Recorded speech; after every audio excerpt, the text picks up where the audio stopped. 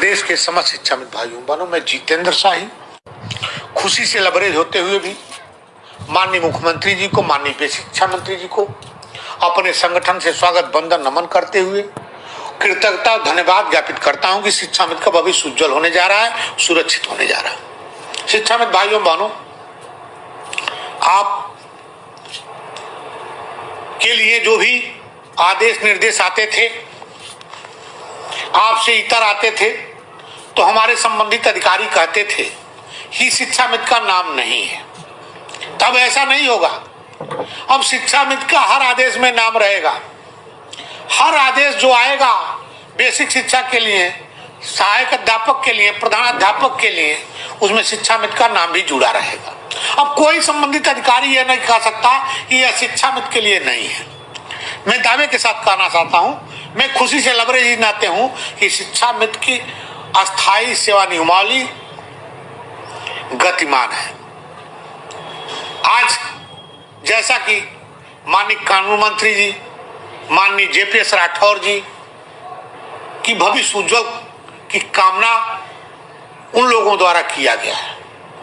मैं कौशल किशोर जी को, जो अपनी कलम कभी नहीं रोके, माननीय स्वामी प्रसाद मौर्य जी अपनी कलम शिक्षाविद को लिए कभी नहीं रोके, माननीय मोती सिंह जी शिक्षाविद के लिए कलम कभी नहीं रोके, बराबर चलाते रहे कि शिक्षाविद का भविष्य उज्जवल हो जाए। दर्जनों माननीय सांसदगण शिक्षाविद के लिए कलम चलाते रहे कि शिक्षाविद का भविष्य उज्जवल हो जाए। माननीय विधायकगण दर्जनों चलाते रहे कि शिक्षाविद का भविष्य उज्जवल हो जाए, कलम चलाते रहे। मैं सबको कृतज्ञता धन्यवाद ज्ञापित करता हूं। मैं इतना कहना चाहता हूं, कुछ लोग तो जाते थे आते थे बाहर कहते थे माननीय मुख्यमंत्री जी बड़ा नाराज है। मैं कहना चाहता हूं शिक्षाविद भाइयों बहनों, आज मैं एक तर्क पेश किया। अपने आदर्श अधिकारी बेसिक शिक्षा विभाग को भ्रष्टाचार से मुक्ति दिलाने के लिए प्रयासरत और समस्या को समस्याग्रस्त किसी को, चाहे अध्यापक हो, चाहे शिक्षाविद हो, चाहे अनुदेशक, उसको समस्याग्रस्त से मुक्ति दिलाने वाले आदर्श अधिकारी आदरणीय श्री विजय किरणानंद जी को आज मैं एक तर्क पेश किया हूं कि जब माननीय कल्याण सिंह जी की सरकार थी, उस समय बेसिक शिक्षा विभाग की एक बैठक हुई थी और बैठक में तय किया गया कि आए दिन बेसिक शिक्षा विभाग ट्रांसफर पोस्टिंग में मशगूल रहता है, व्यस्त रहता है, तो बेसिक शिक्षा की सुधार कैसे होगी। तो उस तय और उस बैठक में यह हुआ कि क्यों नहीं उस ग्राम पंचायत के एक टॉप मोस्ट की व्यक्ति को नियुक्त कर दिया जाए, जिसका पद नाम शिक्षामित्र दिया गया।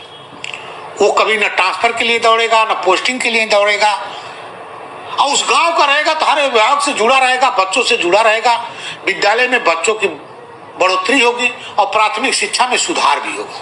कोई भी बच्चा कुछ पूछने भी जाना होगा तो अपने गांव के मास्टर साहब के घर पहुंच जाएगा और अपना पूछ लेगा, उसका समस्या का समाधान हो जाएगा।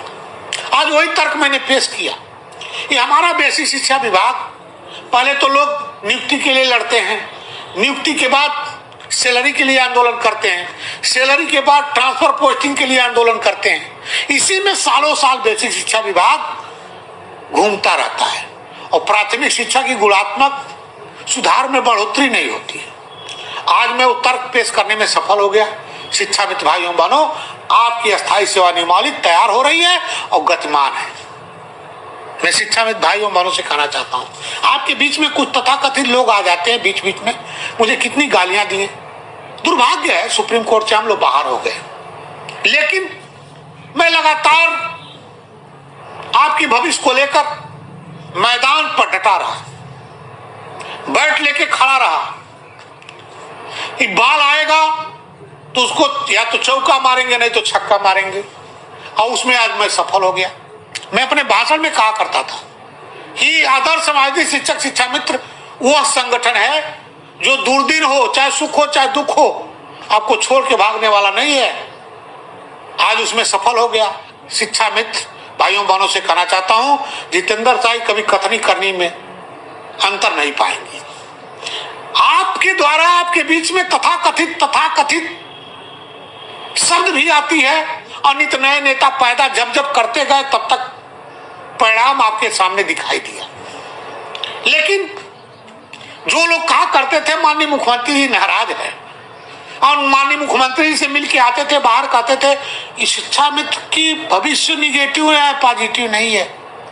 मैं उनको भी कहना चाहता हूं, कोई भी बाप यदि डांटता है, पुचकारता है, प्यार करता है, तो डांट और पुचकार में ही प्यार असली होती है। तो हमारे अभिभावक हमको डांट दिए, बोल दिए और उसके बाद आपके भविष्य के साथ प्यार कर रहे हैं, इससे बड़ी उपलब्धि क्या हो सकती है। शिक्षा में भाइयों बहनों, आज वह दिन मुझे देखना इस नाते पड़ा कि आज जब मैं सुबह गया माननीय कानून मंत्री जी के यहाँ, तो मुझे बहुत खुशी की अनुभूति हुई। जब माननीय JPS राठौर जी के पास गया तो मुझे बहुत खुशी की अनुभूति हुई। और जब अपने आदर्श अधिकारी श्रीमान विजय किरणानंद जी के पास पहुंचा तो उससे ज्यादा अनुभूति हो गई। खुशी की अनुभूति इतनी हो गई कि जो मैं कुछ कहने वाला था वो पहले ही मुझे मिल गया। लेकिन शिक्षा में भाइयों बहनों से कहना चाहता हूं, जिस तरह आप बेसिक शिक्षा को रसातल से धरातल पे लाए हैं, उसी तरह आप दीक्षा ऐप से प्रशिक्षण जो प्राप्त कर रहे हैं उसको कर लीजिए। किसी के मोबाइल से अपना पासवर्ड फिट करके कर लीजिए। जो नेता लोग रोकते हैं कि मोबाइल नहीं है, वो आपके भविष्य के साथ ठोकर मारते हैं। बाद में वो नेता दिखाई नहीं देंगे। आज 69,000 नियुक्ति में देखिए कोई नेता सामने नहीं आया है। हमारे शिक्षा मित्र जूझे हैं, खूब जूझे हैं, दौड़ लगाए हैं नियुक्ति पत्र के लिए, तरह तरह की मामला में फंसा दिया गया था। लेकिन सबको मैं मामला से उबार दिया हूं, किसी की मामला नहीं रह गया, सबको नियुक्ति पत्र मिल रहा है। कुछ बाकी नियुक्ति पत्र है जो अपर मुख्य सचिव महोदय द्वारा लेटर जारी किया, शासनादेश बना है 21 नंबर बिंदु पे 138 लोग ऐसे हैं जो नियुक्ति पत्र नहीं मिला है।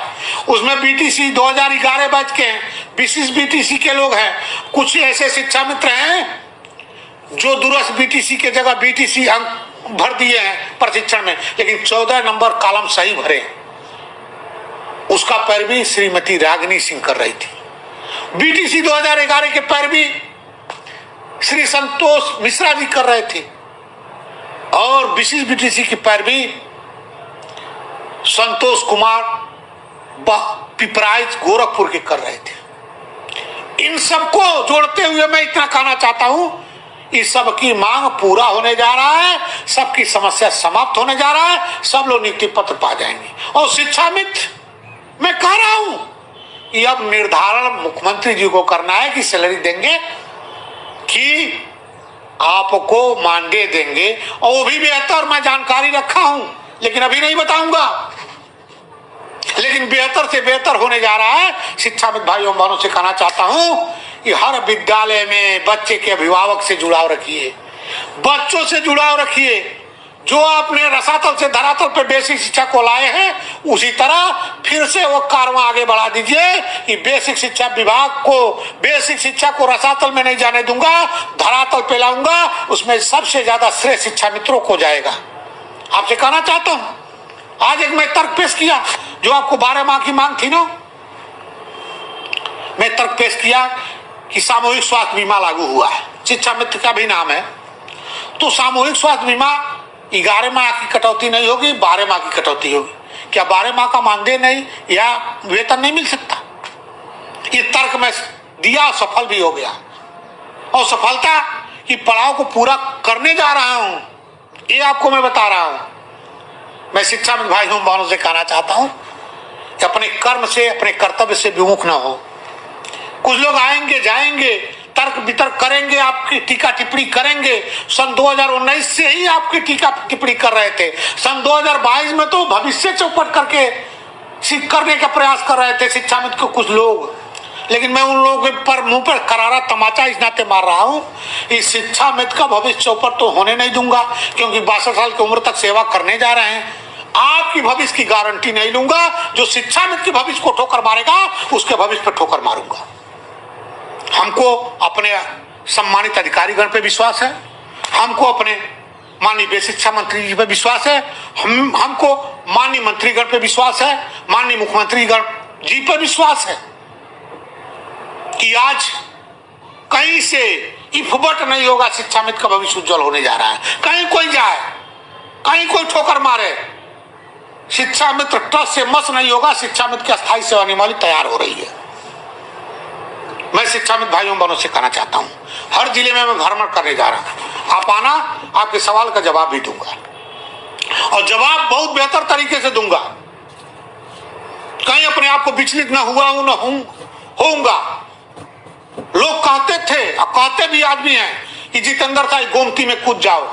मैं कूदने के लिए तैयार हूं। आप मेरे सवाल का जवाब दे देना। क्या आप सैलरी पाए थे तो फर्जी टीचर का पाए थे? क्या आप सैलरी पाए थे तो फर्जी सैलरी पाए थे? यदि फर्जी टीचर बने थे या फर्जी सैलरी पाए थे तो एक शपथ पत्र दीजिए राज्य सरकार को और सैलरी वापस कर दीजिए। मैं गोमती में 24 मिनट नहीं लगेगा, कूद के दिखा दूंगा। उस बाप का औलाद हूं, उस आदर्श बाप का औलाद हूं जिसको कभी झुकने न दिया हो, जिसको कभी टूटने न दिया हो, वही स्नेह प्यार करता रहा हो और आगे बढ़ने के लिए प्रेरणा देता रहा हूं। मैं शिक्षा मित्र भाइयों बहनों से कहना चाहता हूं, आप मुझे साथ दो, हम आपको आजादी देंगे। इस वाणी को पुनः दोहराते हुए आगे बढ़ रहा हूं।